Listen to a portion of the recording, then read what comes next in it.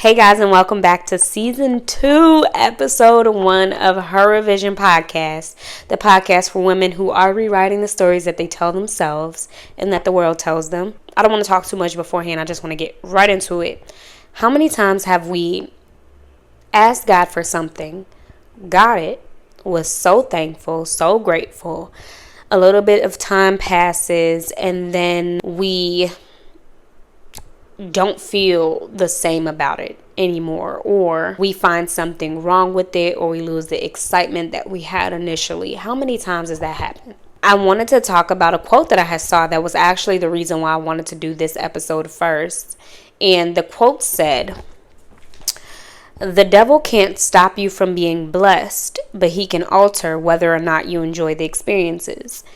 And it reminded me that a lot of the times I am so grateful for the things that God has given me, but I see now that there have been many times when the blessings that I've received have dimmed in my eyes, so to speak, where I'm not as excited as I was for it. And I had a real long, hard one-on-one conversation with God, where I had to really pray on this feeling because it didn't feel good. And I also think that it can hinder you from receiving blessings in the way that God intends for you to as well. So I had to ask God how to fix this, how to be better at being more grateful.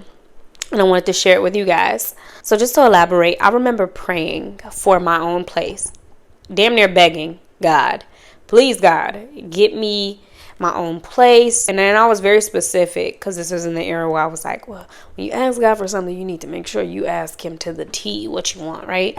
So I was asking God for a place I wanted to live in a high-rise building. I wanted to have a really good view. Like, I prayed often for this place. And then when time and opportunity met, I was able to get it. And the view was my selling piece. It was the reason why I signed. When I tell you, it just seemed exactly what I asked God for. It's exactly what I got. And to the point where I was like, wow, I am so blessed. I am so grateful. I was in awe. Every time I stepped into this place, I was in awe. I was so amazed at what God had given me, to the point that I would just longingly stare out the window looking at this view. And then a little bit of time went by, and this is how the devil can alter your experiences, and this is how life can get to you, right? I started getting used to it. I started getting used to the view. I started getting used to the space, and then it was like, well, a studio isn't as glamorous. It's not as much space as, most people have. And I wonder what my next place will look like. Maybe it'll have a balcony. Maybe I started to getting used to the blessing, to the point where I didn't realize that my tone in my thought process was a little bit ungrateful. And then it dawned on me that as a person, as someone who believes in what God can do, and as well has seen the evidence of what God has done for me, why wasn't I as grateful? Or rather, why wasn't my gratefulness lasting longer? And to a lot of us, this doesn't just apply to a place. So many of us pray for an apartment like I did. So many of us pray for a job, and then we get that job, and then time goes on and we can't stand the people. The manager is not, I can't stand the manager. They're always ragging on me. The hours are too long. We find something about the blessing to complain about. And not to say that as humans we aren't going to complain, because we are. It is human nature for you to start to feel the effects of your reality, both the good and the bad. It is normal. But what I'm realizing is that when I was given this blessing from God, my focal point, the reason why I prayed so hard for this blessing, that needed to be something that I always carried with me. No matter the good or the bad of my reality, I needed to always remember my why. I needed to always remember my prayer.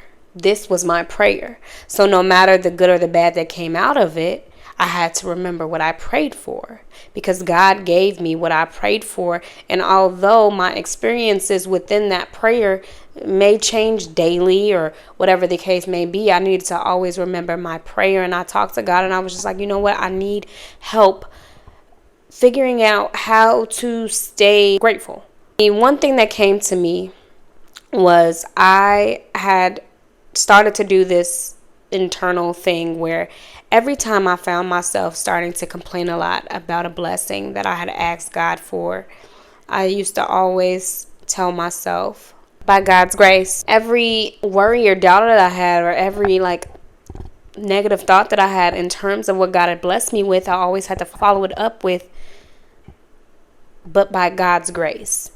So for me, that meant I might not have the best car, or my car is not the exact model that I want right now, or it might not be the best running car around, but by God's grace, I have a vehicle. My place might not be as big as I need to, and it might be time to upgrade soon, or I don't really like the aesthetic, but by God's grace, I was able to get my own. I may not be where I want to be in life right now, and I might have to stay with my family, but by God's grace, I have people around me that have opened their home to me. And that was God. Even this thought for me, I have doubts and I have negative opinions from time to time about things that I feel like God has blessed me with. But by God's grace, He allows me to stay centered in the fact that He will always come through. So when it comes to your gratefulness and being present in your blessings, you have to remember that by God's grace, He keeps giving. Don't meditate more on your doubts. Don't meditate more on the lack of, more than what God has done, more than what God has given you.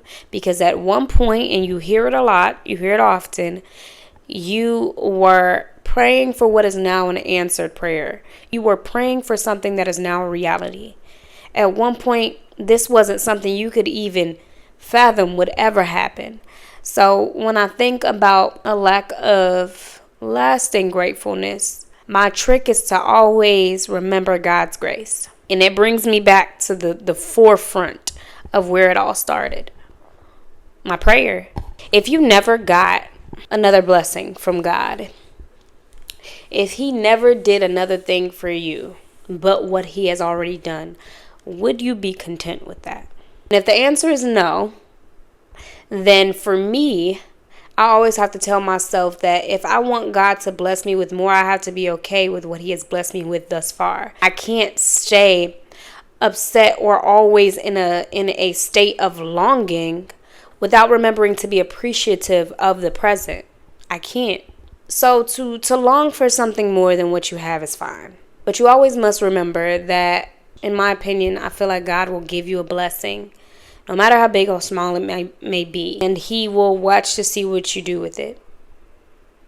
He'll give you a seed and see how you cultivate it. Because with that seed is where overflow may happen.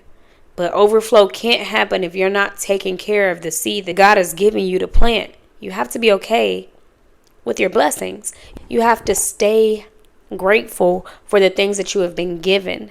Don't ever lose that gratefulness and that appreciativeness for your present. And if you feel like it's slipping away from you, or you find yourself longing for things and not okay with where you are, always ground yourself or find ways to bring yourself back to that state of gratefulness. For example, for me, one of the ways that I changed my thought process, outside of me reminding myself that insert negative opinion, but by God's grace, I still have this, so I can't think like that. Outside of me remembering God's grace is the reason why I have what I have, another key trick for me was to renew my blessing, so to speak, renew my idea of that blessing, make it shiny and new again. So if your blessing that God gave you was a new place or a roof over your head, and it may not be so shiny and bright, it may not be in a high rise, it may not be everything that you wanted more, but He gave you something that you at the time prior to did not have, make it like new again. For me, it was, okay, maybe I won't stay here forever. This might not be, my blessing may change as time goes on, or as God sees that I am stewarding well over what I have. So in the meantime, I'm going to make my place my own little oasis.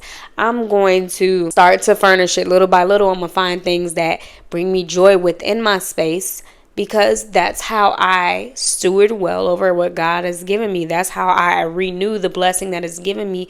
And it makes it feel like I'm seeing it from a different point of view now. I'm seeing it for the first time again. So whatever God has blessed you with, if you find yourself in a feeling of a lack of gratefulness, or you're feeling like you want more than what you have now, find a way to bring that glow back to your current situation. In the meantime, you being okay with the present blessings that you have in your life does not mean that God is not going to give you more. But I do avidly believe that God cannot give you more of something until he sees that you have made the best out of your current. Are you grateful for your blessings that you have now? I do want you to remember that feeling grateful doesn't mean that you're going to be immune to pain. It doesn't mean that disappointment won't happen within your current situation or what God has given you. That's not what it means at all. But you do have to recognize the good amidst the challenges that you may face. So even though there are things that are still going to happen within this life, within the things that God has given you, whether they're things that you prayed for really hard and you received, but now life is getting the best of you or not, you have to look at the good.